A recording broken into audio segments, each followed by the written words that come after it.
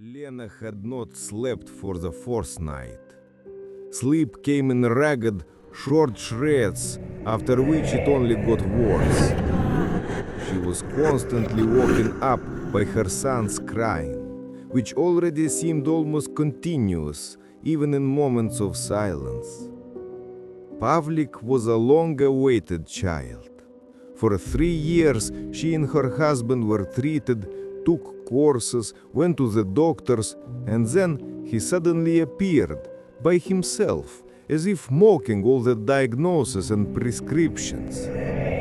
Along with the joy came anxiety and fatigue, so deep that Lena felt she would never return to her old life. She was sitting in the kitchen, looking out the dark window. There was a baby monitor on the table next to it. Her green light was on steadily. It was an old model that they got as a gift from a neighbor from above. She just handed over the box on the day they moved in. "Take it," she said hoarsely, not looking into his eyes. "It's lying idle anyway." Lena took it as a courtesy then. Now she just sat and waited for the baby to cry again. Suddenly, a rustle was heard from the speaker.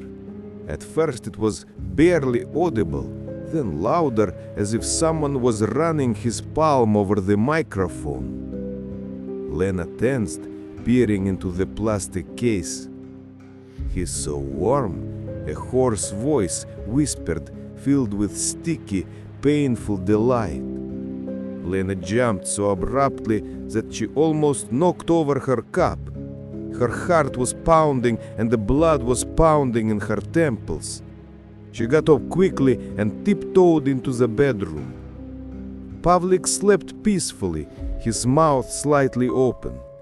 His breathing was steady. No one was around, but the anxiety did not go away. Lena stood by the crib until her feet were numb from the cold floor. The next night, she was sitting in the kitchen again. My eyes were watering from exhaustion. And again, a whisper, only he was closer. "It smells like milk and your perfume, Lena. The ones you stopped wearing when you got pregnant. I can almost feel it already." Lena jumped up. Her heart was about to jump out of her chest. She rushed into the room. Pavlik slept, but next to his head, on the sheet, there was a dark piece of hair. Thin, soft, childish. She trembled. She returned to the kitchen, her hands clenched into fists. Her husband did not believe her.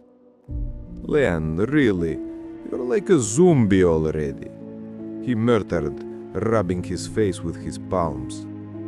"I'm tired too. I didn't sleep well.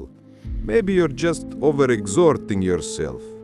Do you want me to get up tonight, if I don't oversleep?"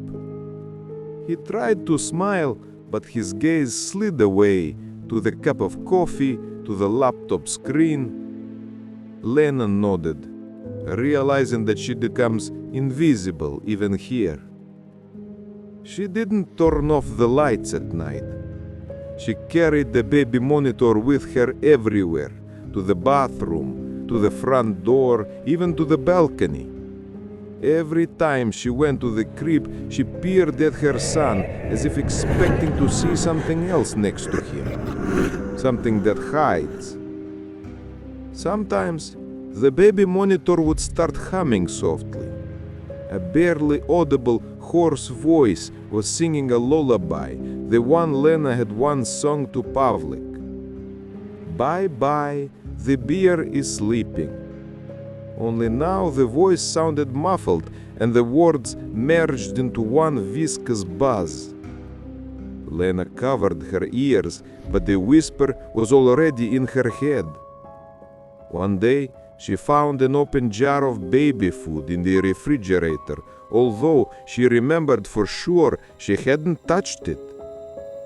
And there are dirty fingerprints and palms on the floor near the crib, as if someone was crawling, leaning against the floor with his whole body. The air was saturated with sour smell, like rotten milk. Lena could no longer remain silent. She packed her things, she took her son, she went to her mother. But even there, among the familiar wallpapers, soft light, and familiar sounds, she heard the voice. "Lenochka, I'll pick him up soon. You're tired already, aren't you? Don't worry. Give it to me." She wasn't sleeping, hadn't eaten. Every touch to her son was accompanied by horror. What if there was not skin under her fingers, but mucus? What if my chest doesn't rise in time with breathing under the covers? She remembered her father's words, "To be afraid is to be alive." And then she began to fear that she was no longer alive. Lena woke up to a damp chill, as if someone had left the window open in the room during the rain and the damp air had crept right under her skin. She knew immediately that something was wrong. The crib was empty. Panic hit him instantly. She jumped up, ran barefoot into the hallway. Her heart was pounding loudly, and her temples were pounding like an alarm signal.